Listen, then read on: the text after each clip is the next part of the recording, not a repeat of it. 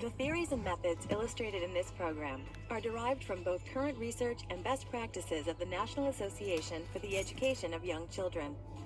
This program is part of a series on the development of infants. Their overall development includes their physical, cognitive, social, and emotional growth. These occur simultaneously and affect each other. In this program, we will learn about their physical development.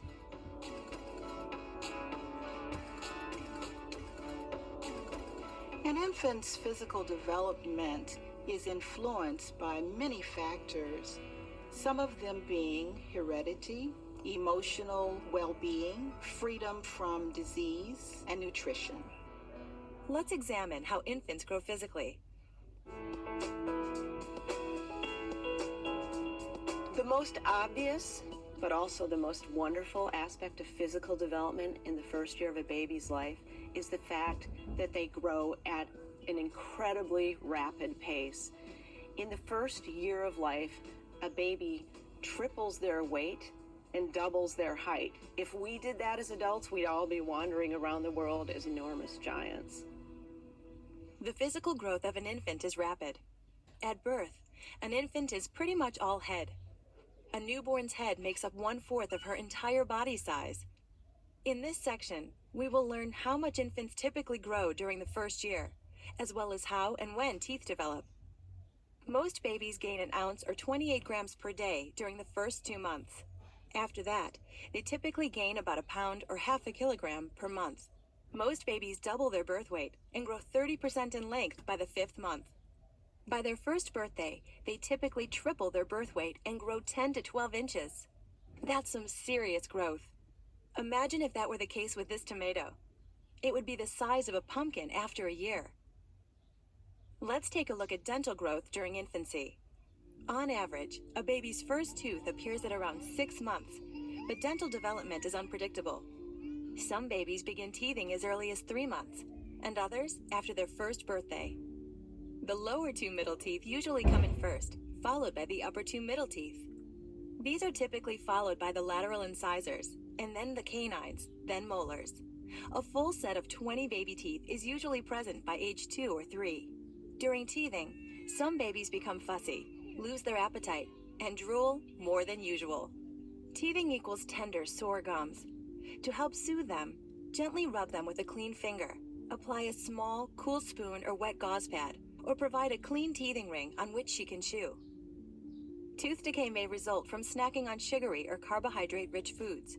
It can also result from prolonged bottle feedings, which often happen when a bottle is given to keep a baby quiet or comforted. Caries or cavities may occur if a baby falls asleep with a bottle filled with anything but water. To keep teeth clean and prevent decay, brush them with a soft bristled toothbrush and a little water, and sometime before his or her first birthday, begin regular checkups with a dentist. Let's review what we have learned so far. Infants grow rapidly. Most babies triple their birth weight and grow more than 50% in length in the first year.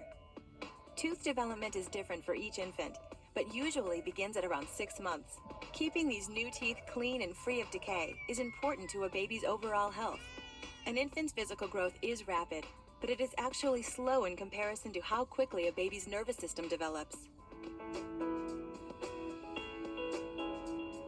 When an infant comes here, immediately he is experiencing so much stimuli through his senses that these neural pathways are just being formed at a rapid rate. A baby's brain reaches 3/4 of its adult weight and size by age 2. In this chapter, we will learn about growth we cannot see, the development of the brain and nerves. We'll identify the components of brain cells and how they communicate with each other through a rapidly growing network. And we'll discover what plasticity is.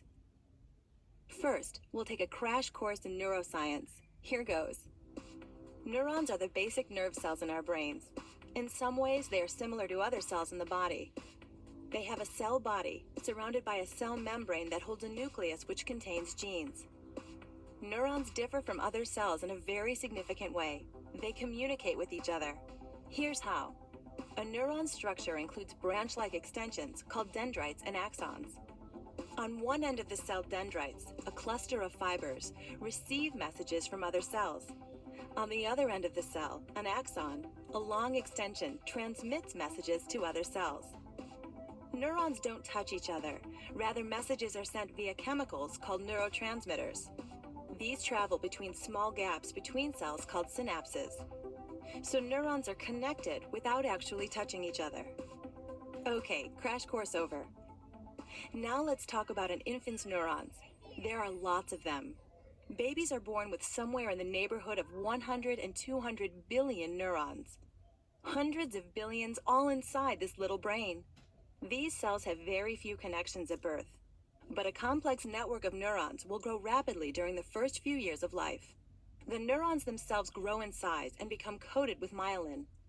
Myelin is a fatty substance that both protects the neurons and speeds up the transmission of messages carried by the neurotransmitters. Everything a baby experiences, sees, touches, hears, tastes, feels, establishes synapses or neuron connections.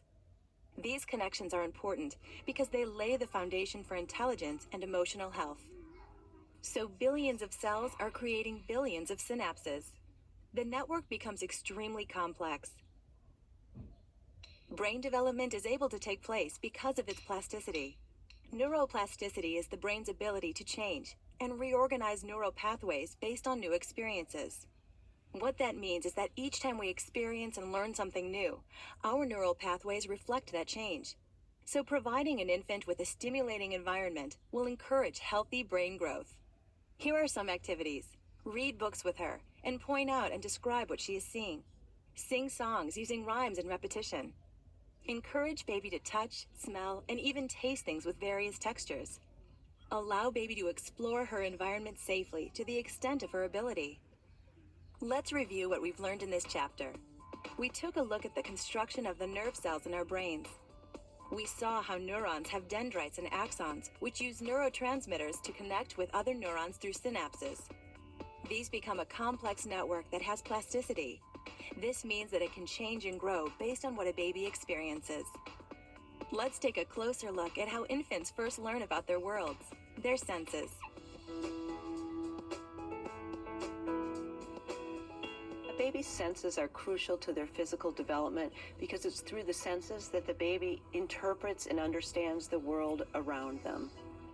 In this chapter, we will learn how the senses, vision, hearing, smell, taste, and touch, teach infants about their world. First, they sense aspects of their environment, and then they perceive them. Sensation is the stimulation of the sensory organs: eyes, ears, nose, mouth, and skin. An interesting toy, the sound of their mother's voice, the scent of milk, how their fingers feel in their mouth, a caress on their cheek. Perception is how the brain sorts and interprets that stimuli. Let's take a look at vision. Within hours after birth, most infants prefer to look at their mother's face in comparison to other faces. By 2 and 3 months of age, infants prefer more complex stimuli to simple ones. For example, most infants prefer a red circle over a white circle, curved lines over straight lines, and 3-dimensional images over 2-dimensional figures. In the first 4 months, infants begin to track moving objects and begin to reach for things. To help develop these skills, keep reach and touch toys within the baby's focus, about 8 to 12 inches away. This helps hand-eye coordination. Hang a mobile above and outside the crib to help him practice depth perception. Between 4 and 8 months, both eyes should focus equally, and eye-body coordination skills improve. To help foster these skills, provide toys of various shapes and textures for infants to see and explore. Play patty cake and peekaboo with the baby. Between 8 and 12 months, most infants are on the go. They now use their eyes to judge distances and depth. They have more control of their hands, so they are able to grasp and explore objects with more precision. For most infants, hearing actually started in the womb. They heard their mother's heartbeat and the rumblings of her stomach. Fetuses have been observed responding to outside noises too. So most babies have an established sense of hearing when they are born. They can recognize the sound of their mother's voice and prefer it over that of other women. They can tell the difference between different language sounds and prefer hearing the sound of the language they heard in the womb. By 4.5 months, an infant can differentiate their name from other words.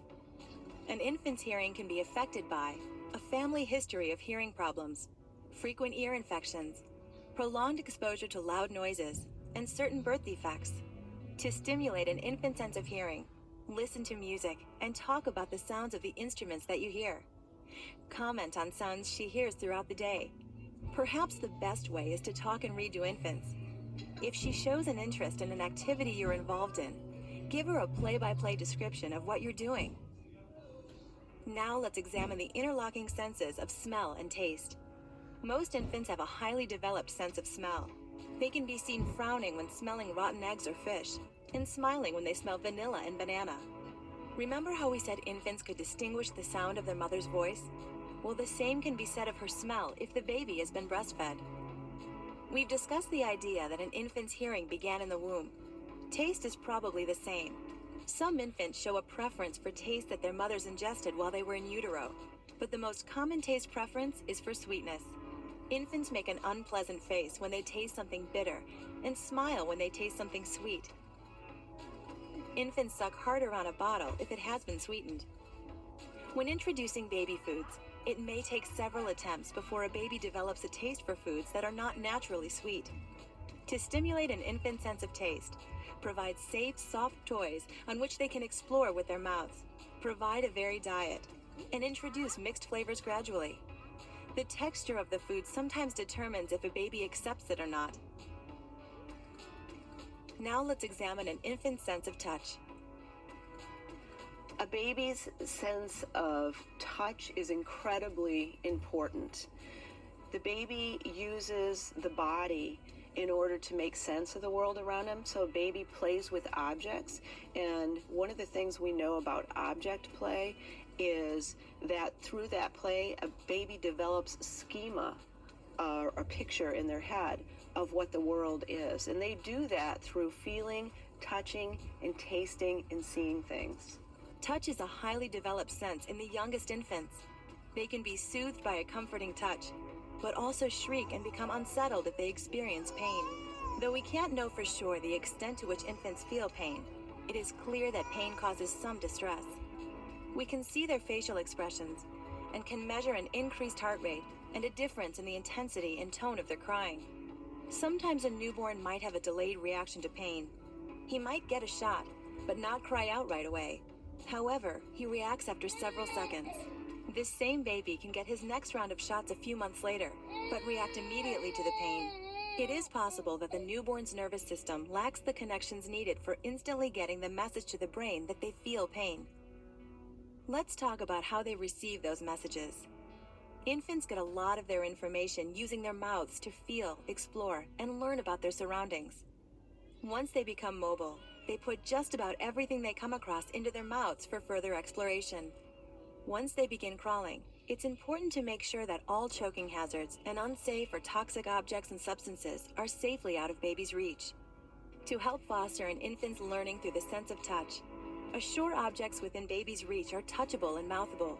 Provide safe objects of various textures. Provide objects that vary in temperature, safely cold or warm. Use words to describe the feelings of these objects. An infant learns about her world through her senses. Through her senses, she's able to make connections, make sense of her experiences, develop neural pathways that stimulate her learning. Let's review what we've learned in this chapter. Babies' senses are gateways to learning about their whole environment. They are attuned to their mother. They show preferences to her looks, smell, and the sound of her voice. All of a baby's senses mature over time and contribute to their growth and learning. Now let's take a look at infants' motor development.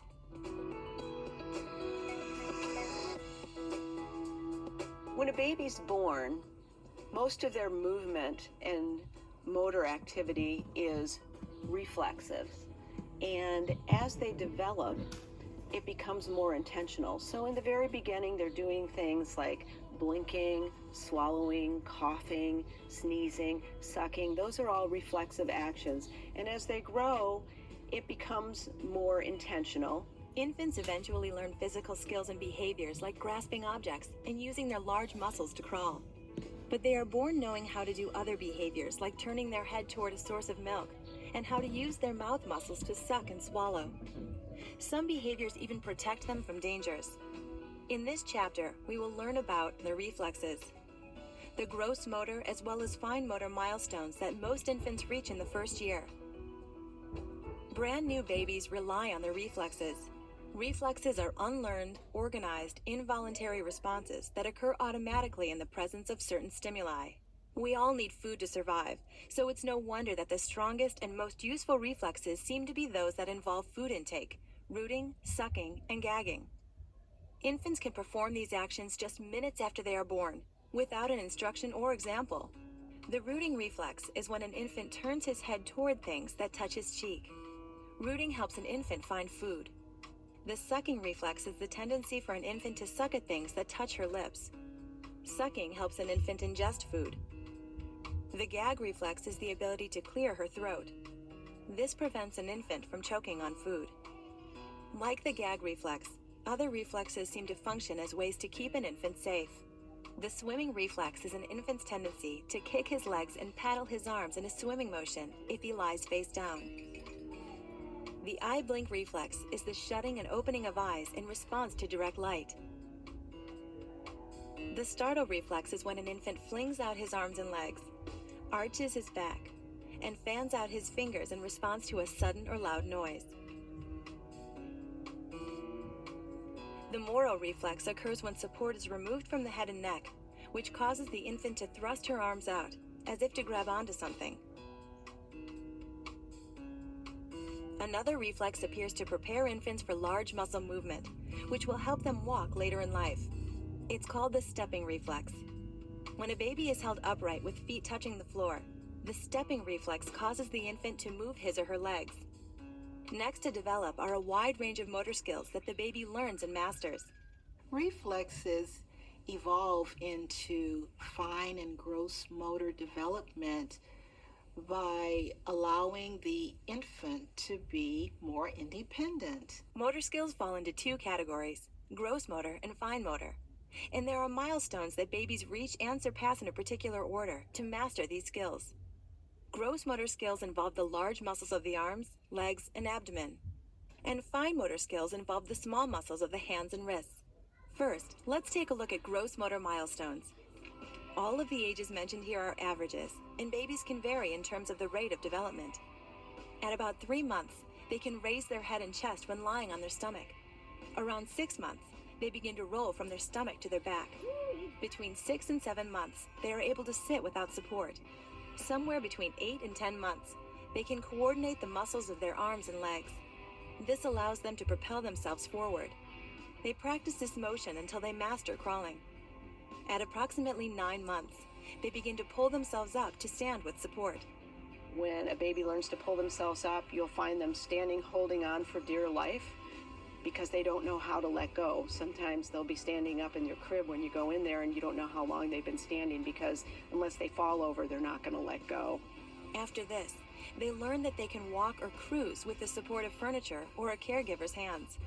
Around 11 and a half months, they can stand alone without assistance. And at around 12 months, they begin to walk with support, which eventually leads to taking those first unassisted steps. To promote gross motor development, provide play environments that have safe, padded equipment that babies can scoot, roll, and crawl upon. Fine motor skills are developing at the same time. Again, fine motor skills involve the small muscles of the hands and wrists. At around 3 months, infants begin to show coordination of their hands, which are now open more often. Before this time, their hands were usually clenched into tiny fists. They can grasp a rattle or other object around this time as well. 8 months brings the ability to perform the pincer grasp, holding onto objects, even small ones, with the thumb and forefinger. Let's remember that gross and fine motor development happen simultaneously. So if we match up our timelines, we'll see that, around 8 months, the same time they can grasp small objects overlaps with the pincer grasp. Pair these with the infant's desire to explore everything with her mouth, and we have a safety hazard. This means that caregivers must pay special attention to removing choking hazards from the floor. That pincer grasp provides an opportunity for self-expression. At around 11 months, babies can grasp a crayon and begin to draw with it. To promote fine motor development, provide toys that are easy to grasp. Do finger play songs. Create pictures with different size crayons and markers, and squeeze and manipulate clay. Let's review what we've learned in this chapter. Infants are born with some reflexes: rooting, sucking, gagging, swimming, eye blink, startle, moro, and stepping.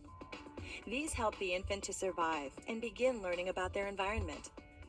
They acquire gross motor or large muscle skills from lifting their head to taking their first step. Fine motor skills come later and involve the small muscles of their hands and wrists. The most significant of these is the pincer grasp. Now let's talk about nutrition and sleep.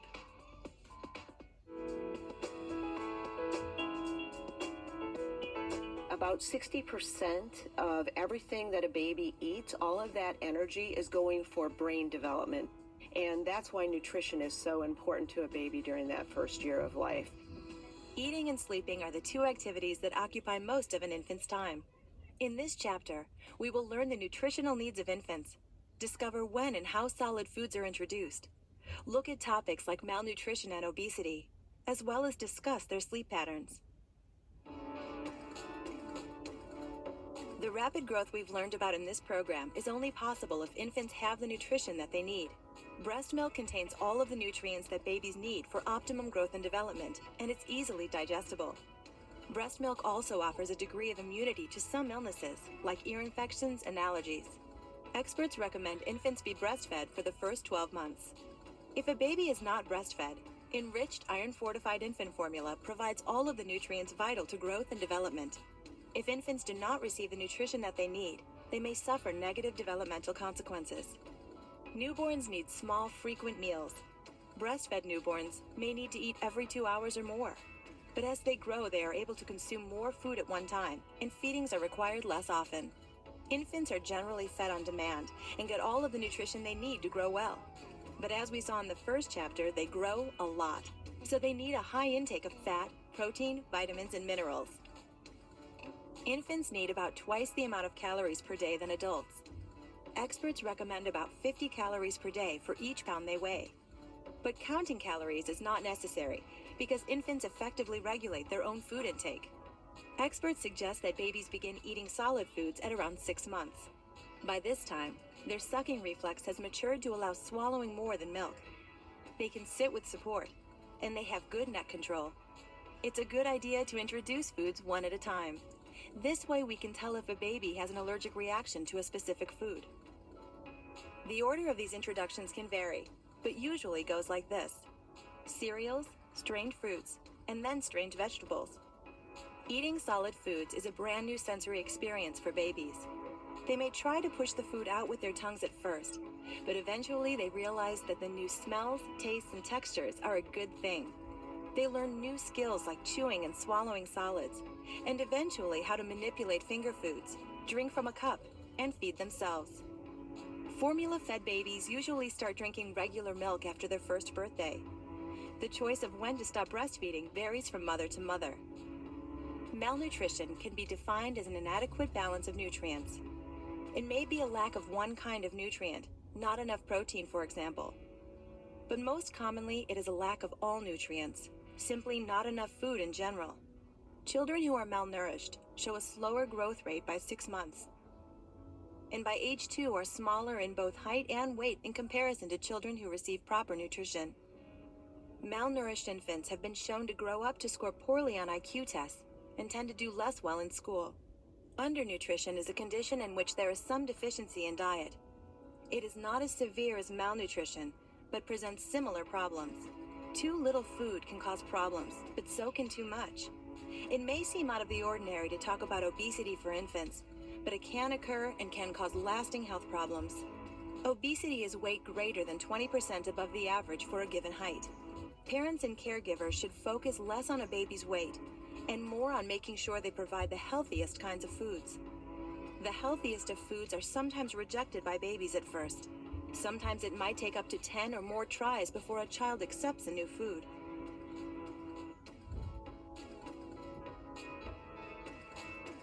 Even though most parents will tell you they are getting very little sleep since their baby was born, infants actually are asleep for more hours than they are awake. The problem is that few of these hours are in a row, and even fewer coincide with when their parents would like to sleep. On average, infants sleep around 16 to 17 hours every day. Most babies don't sleep through the night for the first several months, so parents' sleep patterns are disturbed by a baby's nighttime needs for food and comfort. By the end of the first year, most babies sleep through the night and have regular nap patterns during the day. Let's review what we've learned in this chapter. Infants get the nutrients they need during the first year through breast milk or enriched iron fortified formula. Solid foods are usually introduced one at a time at around 6 months. A baby's health can suffer from malnutrition or overnutrition, and infants spend most of their days asleep, just not always during the hours that their parents would prefer. Now we are going to learn about some special concerns that can affect an infant's development.